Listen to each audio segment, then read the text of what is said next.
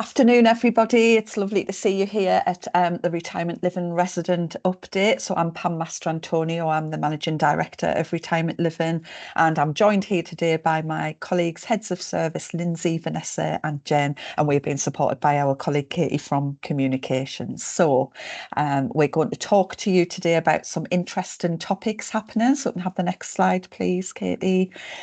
And we're going to start off by talking around the revised consumer standards, part of our regulation.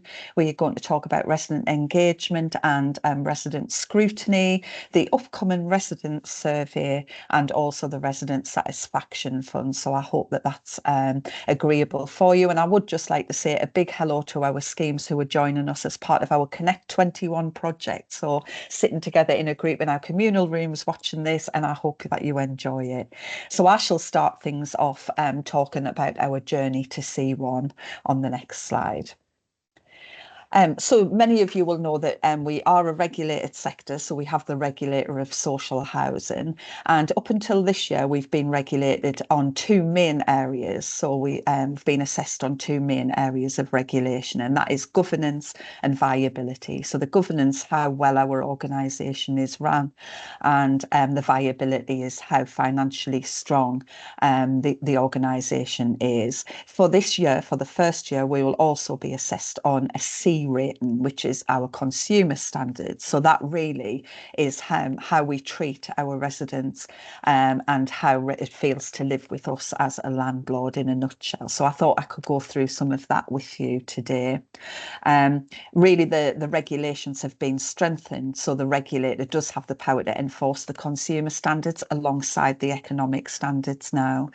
There is a lot of changes in terms of regulation for social housing at the moment. So the consumer standards, which I'll talk about, is one of those, but there are also some other things to come. So the professionalism of housing employees is another regulation that will be coming in, and that is around making sure that people who work in housing management have the correct qualifications to be able to do so, just to make sure that people really are professional and have the knowledge that they need to manage homes well across the social housing sector.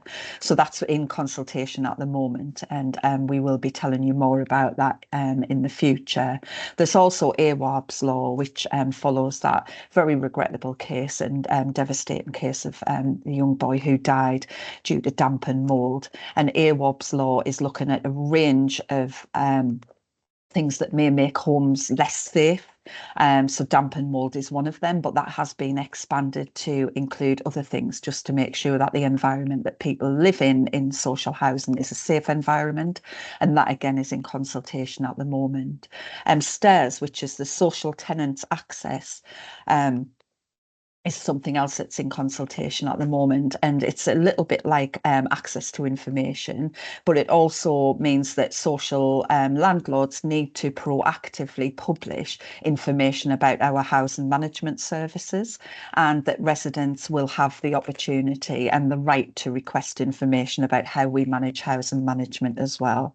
And the last thing that I would mention is the review of the decent home standards. So very proud that our homes meet the current decent home standards within Housing 21, but we are waiting for a revision of that standard to keep us up with the times and make sure that our homes remain fit for purpose, safe, and also comfortable for our residents to live in. So if I just talk a little bit more about the consumer standards on the next slide. So the first one I would talk about is the safety and quality standard. So one of the number one reasons that people choose to live in our properties is because they feel safe and secure. So safety is really important to them, and having that safe environment that is pleasant and welcoming and comfortable for them is also very, very important for our residents. So this standard, to meet this, we will need to demonstrate that all of our homes are good quality and they're well maintained, and that safety is absolutely paramount there. The health and safety of residents in the homes and in our communal areas is of utmost importance, and that we adhere to all legislation around that, and that we carry out repairs in a very timely and efficient and effective way. And we are able to demonstrate that any larger maintenance projects and planned works are well planned, that improvements are made, and that we can demonstrate value for money in undertaking those works, and also that we offer reasonable adaptations and adjustments in our homes and also in our services. The second standard is transparency, influence and accountability. And this one for me is something that we need to demonstrate that we are fair in our dealings with all of our residents, and also that residents feel that we treat them with respect, that we act and consider and act upon diverse needs of residents. So we are considering residents as individuals, and we are acting accordingly to their needs, that we have a multitude of ways that we hear our residents' voice. So we know at the moment that we have brilliant local engagement, but we need to make sure that no matter where we are in an organisation or what we're talking about, there is a way for residents to get their voice heard in terms of that. So our board hear a resident's voice, and when we're creating policies, we hear the residents' voice loudly, and all of that, as well as those local engagement events. And that we give residents the correct information so that they can scrutinise our performance and our services and hold us to account. So that's also really, really important.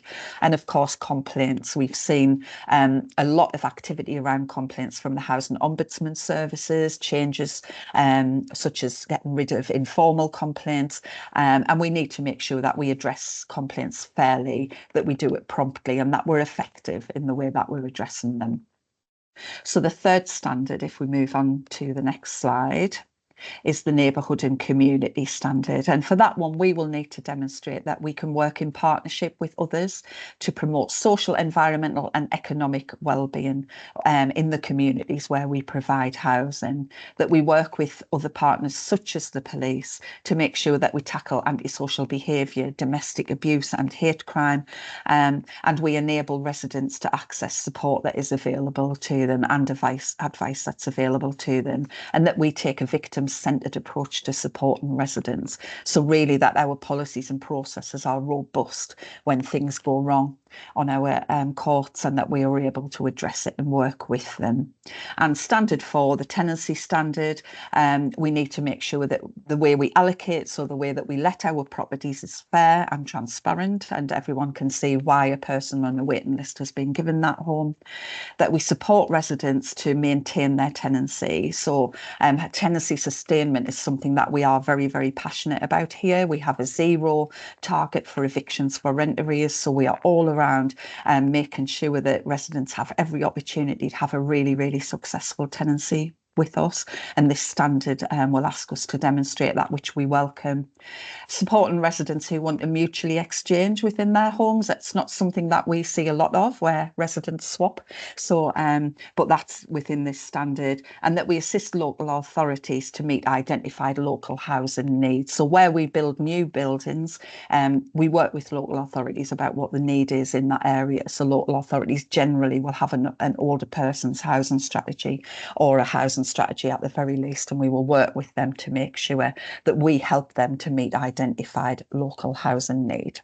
So they are the consumer standards that I was going to go through with you today. But if you move us on to the next one, Katie, I'll just touch briefly and then I'll hand over to Vanessa, who I'm sure will give you some more information. But it's really, really important that residents are able to scrutinise our performance, and we are looking to set up a separate resident scrutiny panel. So there is a lot of ways to get involved, which Vanessa's going to take you through. But what I would say is, if you are interested in joining a scrutiny panel where you will receive information about our performance, about our services, about issues, and you are able to give us an independent resident's view on that, then please do contact us.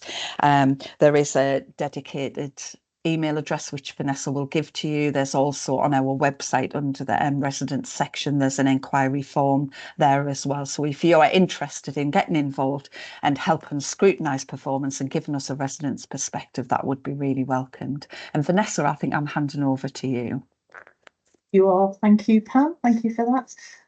So I'll just quickly talk about ways in which you can get involved. So as Pam mentioned, there is a specific email address, which is strategicoperations@housing21.org.uk. Or if you go onto the resident information part of the website, there is a form there that you can fill in, and that will be sent to that email address. And on that resident information part of the website, it's been really revamped recently, and so there's lots and lots of information on there in line with what we're required to provide you with, but also more. So do have a look at that. So we have the National Residents Forum for Retirement Living. We'd love to see some of you on that. Also the Resident Complaint Panel. So we are governed on our complaints procedure through the Housing Ombudsman, and there's 70 plus clauses in the new complaint handling code that we need to adhere to. So we really work closely with that residents panel to help us co-produce literature, to look at complaints, to identify lessons learned, etc. So a really important thing to be involved with. We then have the REACH group, which is around religion and cultural heritage. We have a LGBTQ plus group and also disability forum. And again, you're really welcome to join those through the means I mentioned. If you can't get onto the internet, do speak to your scheme manager, who will be able to get in touch with us and pass on your details to us. And as Pam said, we are looking to develop a scrutiny panel, so volunteers for that, please, would be very welcome. So can I have the next slide, please? So I'm just going to speak to you a little bit about the residents survey. So some of you may have filled this survey in last year, so that was over summer 2023. We have done an annual resident survey since 2016, but for the first time this last year we were required to use some standard questions that are set by the regulator of social housing, and these 12 questions are called the tenant satisfaction measures. So 12 of them are: how satisfied are you with a particular aspect of the service we provide or your housing? And then in addition to that, there are also 10 other tenant satisfaction measures which are drawn from our management information. We have to submit these to the regulator, and for the first time, all housing associations and housing providers need to do this, and you will be able to look at our performance against other housing providers. That data isn't available yet. The regulator is still going through the individual submissions, but it should be available in a couple of months' time, and we'll be highlighting that to residents. So it's really important that you give us your feedback, not just through the survey. We welcome feedback all year round, but in terms of this survey, I can share with you some changes that we made as a result of what you told us. So we reviewed our complaints procedure, we increased our training for our employees handling complaints and improved our process for quality assurance. We had a focus on regional communication by promoting our regional residents forums, and also we increased your access to our online engagement events such as this, and making sure that they're available to you at other times and other ways as well. So that's just a really brief overview of some of the responses to last year's survey, and we do have an action plan, which again is available on the resident information part of the website, which feel free to have a look at and feedback to us. Next slide, please. So in line with the requirements of the regulator, and as we've been doing for a number of years, we will be running that survey again this year. The survey will be opening on Monday, the 2nd of September, with a 3-week window until the 21st of September for you to complete that. The surveys will be distributed to your schemes in batches, and your managers will be distributing those surveys to you. And then they will be sent back to an independent research company, so I just want to take this opportunity to assure you that all of your responses are completely anonymous and confidential. Nobody in Housing 21 actually sees your responses. We do get the amalgamated data and also the qualitative comments that you provide with us. So that's that information that you put in the free text box, but it's all completely anonymous, and your responses can't be seen by us.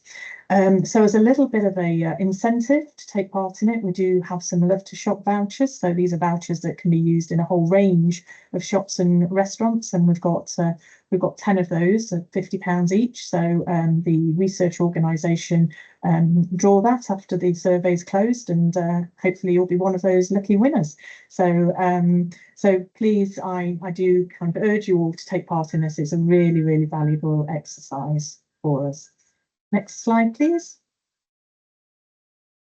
So also just wanted to highlight the Resident Satisfaction Fund that we've got available. So this is available to all schemes. So your operational manager and your local manager should be speaking to you about what would make life better at your scheme, what would increase your satisfaction. We want to get the views of residents. That should really, really drive whatever we do in those schemes to improve your quality of life or your satisfaction. So if your operational manager or local manager hasn't spoken to you about this, then you contact them about it and say that you'd like to have a chat about the Resident Satisfaction Fund, and you can see some real improvements in your scheme. So I just wanted to highlight that to you.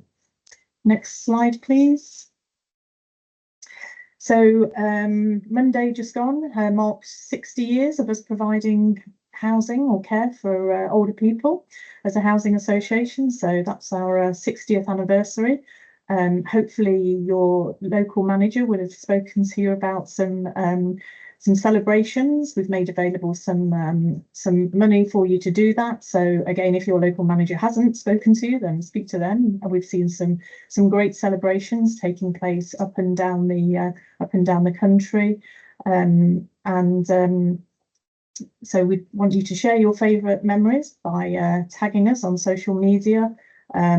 We encourage employees to leave a review on Trustpilot, and also we have a photography competition, and so that's actually passed now, but you'll be able to see the results of that and see some of the great celebrations that have been taking place at schemes up and down the country.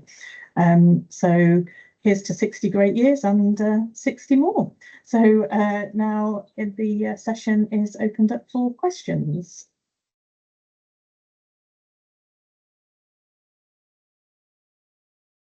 So do we have any questions? We do indeed. So the first question is, what is C1? Shall I take that one? So yes, so C1, that's the rating will be hopefully given against the consumer standard. So as I explained before, we have previously had a G rating and a V rating, which is viability and governance. We're pleased to say that we are G1 and V1. This year we'll be assessed against the consumer standards, and will be rated accordingly with that. But we are aiming for C1. So less of a small French car and more of a rating that we're aspiring to, but it's around the consumer standards. And the next question that we've got is what would I need to do if I volunteered for the scrutiny panel? All right. So resident scrutiny panels, honestly, I get quite excited about this because they can be absolutely brilliant. So it's all about, you'll be provided with performance information on new initiatives, and you will get a chance to look into it, to volunteer other ideas, to ask more questions around it, to find out why things may not be happening in the way that you wish them to be happening, bringing out best practice as well as highlighting issues. We do it in a way, we have a complaints panel and they scrutinise our complaints and they bring out lessons learned from them, and they also bring in best practice and ideas from a resident's perspective. So it will be like that, but it'll be across our performance. So you'll have a real opportunity to influence how we do things here and to also help us get it right. So volunteer, please. Yes, absolutely. It sounds amazing. Next question. Can I complete the resident survey online? I'll take this one, shall I? So yes is the answer to that. So traditionally we've used paper surveys to get your responses, and we'll be doing that again this year, but there will be a QR code on that paper survey. So if you scan that, that will take you to the survey, which is exactly the same online. Just complete it as you would, and then that will go directly to the research agency, Acuity, that is carrying out the survey. So we'd love to get more online responses. You know, for us, it's a real opportunity to get some more real-time feedback if we can really spread the online way of responding. So please do give it a try, and it's very, very intuitive and easy to use. So yeah, that'd be great. Thank you. And I think the last question, just checking. So the last question is quite a long one, so pay attention. To create a better community feel at our scheme, would the Satisfaction Fund pay for us to have, say, a Ninja air fryer and other cooking aids, so we could have a lunch club as a hub for the local community and invite people from the wider community? Oh, what a great question, and Fabulous. What a fantastic idea. Yes, so yes, it can. And we do encourage schemes to make links with the community. So if you think this is something that could help you do that, then please do, speak to your local manager, your operational manager, and they will know the process for applying for funding to get you that air fryer, and other brands I think are available too. Yes, and I think that is all our questions for today. Thank you very much for those, some very interesting ones. So over to you, Pam. Okay, thank you. So that ends our session today. I hope you found it informative. Thank you for your brilliant questions. Thank you again for our schemes joining as part of Connect 21. It's absolutely what we intended that initiative to do. So that's really, really brilliant. Round of applause for you. And we hope to see you again soon. Please do access that Resident Satisfaction Fund. It's available for you to use. Please do make sure you're having a 60th birthday party, and also invite me along, particularly if there's cake and or snacks. And thank you ever so much for your time today. It's lovely to see you, and we'll see you again soon. Thank you. Goodbye. Thank you. Bye everyone. Bye.